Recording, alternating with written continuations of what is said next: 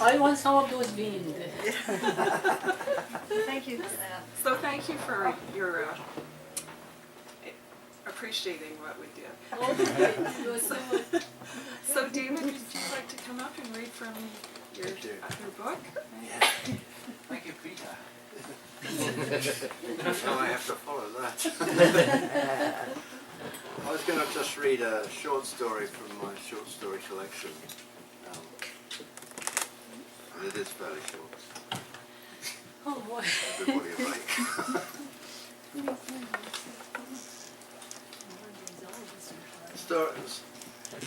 The story is called A Family Gathering. Nobody had eaten in the great hall of Ellesmere House for a long time. In fact, it had not been used since the last time all the family had been together, and that was Christmas Eve of 1939, exactly 5 years ago.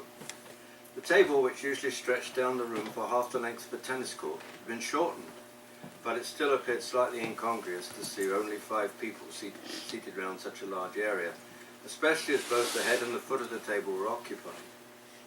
There were 2 men and 3 women. All were dressed formally. The man who sat at the head of the table, the Earl of Ellesmere, looked to be in his late 50s. His hair was iron grey and his cheeks and nose a muddy red colour veined with blue. On the surface he was a member of the House of Lords, but actually he was doing a special job for Churchill that he talked to no one about, not even his wife. The Countess of Ellesmere sat opposite her husband, but some 15 feet away at the other end of the table. She too was well into her 50s. Most of the time she commanded the conversation, but her voice carried well, so that when he wanted to, her husband had no trouble hearing her. She was a stickler for social position, in short, a snob. She had grown up a close friend of the Bowes-Lyon family, and when in private, was still on first-name terms with the Queen. To her left was their son, Richard, who wore the dress uniform of a lieutenant colonel of the British Army. On his blouse, over his left breast, he wore 2 rows of medal ribbons, the first of these being the military cross. He looked considerably older than his 32 years, and when he walked it was with a pronounced limp. To his left sat the girl he intended to marry, though he had not yet told his parents. Jean Rowland was her name, the daughter of a country doctor, and for the time being a nursing sister at the Royal Military Hospital. She was pretty, especially so out of uniform, and her red hair sparkled, reflecting the dancing candlelight from the table.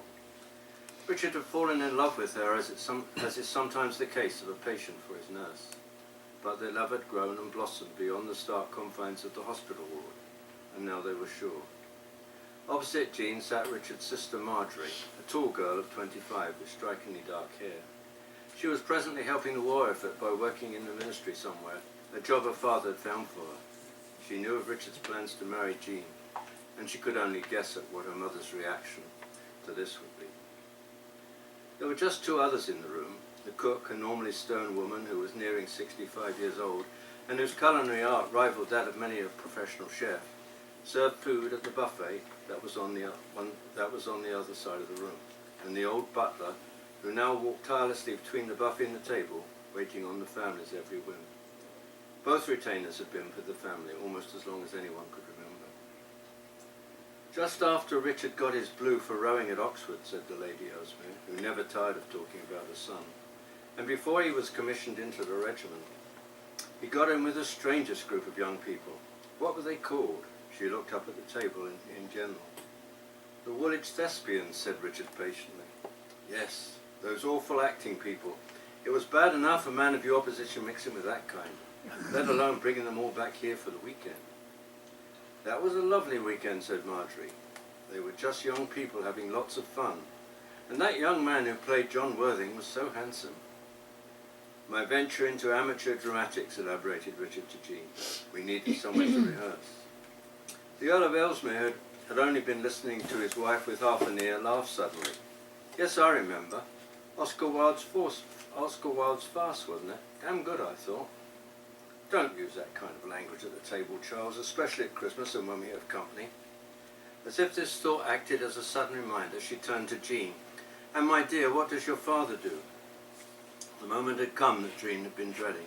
He's a doctor, she said quietly. Harley Street? It was more a reaction from the Countess than a question. No, he runs a small private practice in the Yorkshire Dales. It was the importance of being earnest, said Richard to his father in an effort to draw the conversation away from Jean. Yes, said the Earl. I've seen that a few times, but those fellows of yours were good, I must say. The Countess stayed quiet for a while, and the conversation resumed around the table, mainly about the war and service life. When the council spoke again, it was as if she could not let the Countess spoke again, she could not let the subject drop. Richard has always had a penchant for mixing with waifs and strays of the world, she said suddenly. Do you remember, Charles, that awful boy he used to play with? He lived on the estate, a gardener's son, I believe. Yes, said the Earl, Briar's boy, nice young fellow. Richard was forbidden to play with this boy, yet at times I caught them together. Sometimes I think that no matter how many times I have told him, Richard would never understand his social position. Why was it wrong for Richard to play with the gardener's son? Jean asked the question, not for wanting to know the answer, but just to release some of the pressure that boiled inside her. She had sensed the Countess' disapproval since she had entered the house for the first time only 2 hours before, and Richard too seemed different around his mother. The rest of the table went quiet. But my dear, explained the Countess, Richard will be the next Earl of Ellesmere, the 17th Earl, and is presently only 11th in line to the throne. Jean took a sip of her wine to give her courage. I'm still confused, she said. I would have thought it would have been good for Richard to play with a working-class lad. After all, it would tend to keep him in touch with reality. Bravo, said the Earl. Well said. He was an intelligent man, and he knew what it must have cost a girl to speak out. Richard's always been a realist, said Marjorie. I don't think he's ever let his social position get in the way of anything he's ever wanted to do. There was a touch of envy in her tone as she spoke, remembering her mother's interference in her own love life. The Countess' cheeks burned red. It was plain to see, even in the dim lighting, that she was angry. And it had been proven unwise in the past to anger the Countess of Ellesmere. People should socialize only within their class. The nobility can only associate with other nobility. Otherwise, before long, there'll be no aristocracy left at all. It was as direct and as blunt as it could be. There would be no chance of a wedding between Jean and Richard ever having his mother's blessing. It was Jean's turn to colour, and she looked down at her plate. A trace of a tear forming in her eye, a tear of anger or of sadness, she could not know. My father, who I respect above any other man, told me once that nobility was something that had to be earned in life.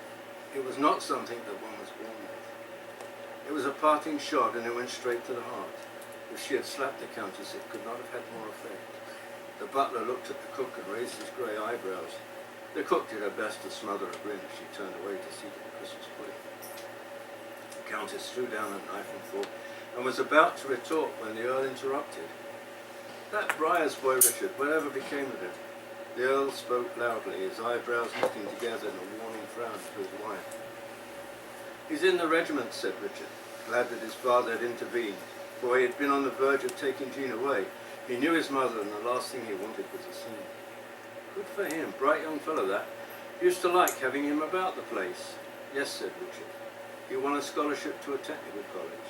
He was studying to become an engineer before the war broke out. He enlisted in September '39. Well, at least he did the right thing by his country, the Countess said, gaining some of her composure. Did he make sergeant, said the Earl. Even for the Earl, it was always important to qualify people. He's a full lieutenant. The Countess looked astounded. Commission? In the regiment? A gardener's son? Whatever next? Did he, by Jove, said the Earl. Well done indeed. He was decorated and received a commission at Sicily last year. Oh, a field commission, said the Countess, as if it was something less. That's where you were wounded, wasn't it? Yes, Mother. If I had obeyed your oft-repeated instructions, I should break off my association with my good friend Michael Briars. I would almost certainly not be here today. Instead, I would be occupying a cold grave somewhere off the coast of Italy. Richard was angry with his mother, and it showed in his tone of voice. What do you mean, son, said his father. It was in the Battle of the Olive Grove. I took a full burst from the Spandau machine gun that almost took my leg off. I was lying in a ditch close to the back of the villa. The rest of my men had fallen back. I thought I was dead, but my platoon sergeant came looking for me. He came through a hail of bullets to find me and fixed me up and dragged me out of there. There was no doubt in my mind that he saved my life.